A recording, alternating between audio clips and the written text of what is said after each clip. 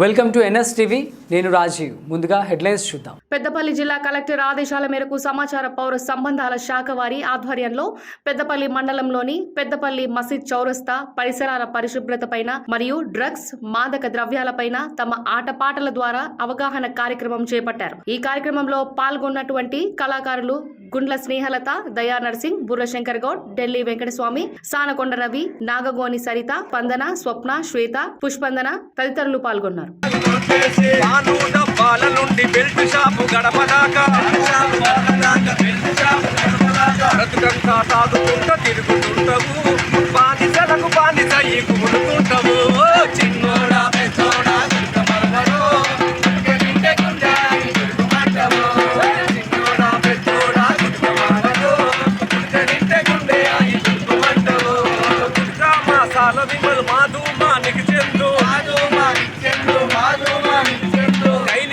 కలేజంతా ఖరాబయ్యి జల్లడాయే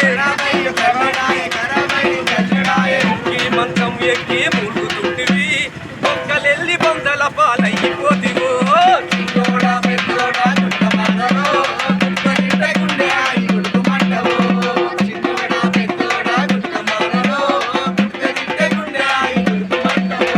మందు మాసాల కన్నా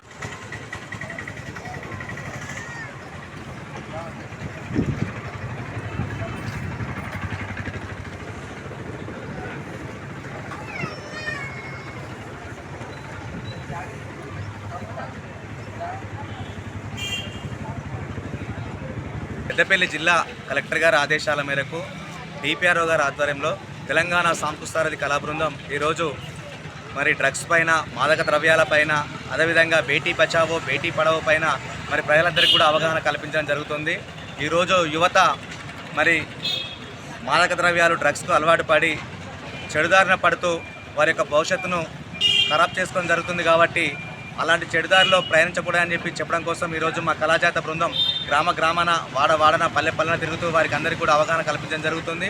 అదేవిధంగా బేటీ బచావో బేటీ పడావో కార్యక్రమంలో భాగంగా ఆడపిల్లను పుట్టనిద్దాం, ఆడపిల్లను ఎదగనిద్దాం, తనను మరి గర్భంలోనే చినిమేసి ఆడపిల్లను భూమిపైన పడకుండా చేస్తున్నారు. కాబట్టి అలాంటివి జరగకుండా మరి మనందరం కూడా ప్రజలకి అవగాహన కల్పించాలని చెప్పి ఈరోజు మా తెలంగాణ సాంస్కృతిక కళా బృందం మరి ప్రజలందరికీ అవగాహన కల్పించడం జరుగుతుంది. అదేవిధంగా యువత రేపటి భవిష్యత్తు మరి యువతే కాబట్టి వారు ఈరోజు గంజాయి, డ్రగ్స్కు అలవాటు పడి మరి ఈరోజు కాలేజీలలో ఎక్కడ పడితే అక్కడ విచ్చలవిడిగా తిరుగుతూ దొంగతనాలకు, అదేవిధంగా నేరాలకు పాల్పడుతూ మరి వారి భవిష్యత్తును అంధకారం చేసుకోవడం జరుగుతుంది. కాబట్టి అలాంటి దారిన పడకుండా మరి మీరందరూ కూడా ఆరోగ్యంగా ఉండాలని, అదేవిధంగా చెడుదారిన పయనించకూడదని తెలియజేసుకుంటూ మా తెలంగాణ సాంస్కృతిక కళా బృందం ప్రజల్లో అవగాహన కల్పించడం జరుగుతుంది. ఇందులో కార్యక్రమంలో పాల్గొన్న అందరికీ కూడా ధన్యవాదాలు తెలియజేసుకుంటూ ఇంతతో ఇక కార్యక్రమాన్ని ముగిస్తున్నాం.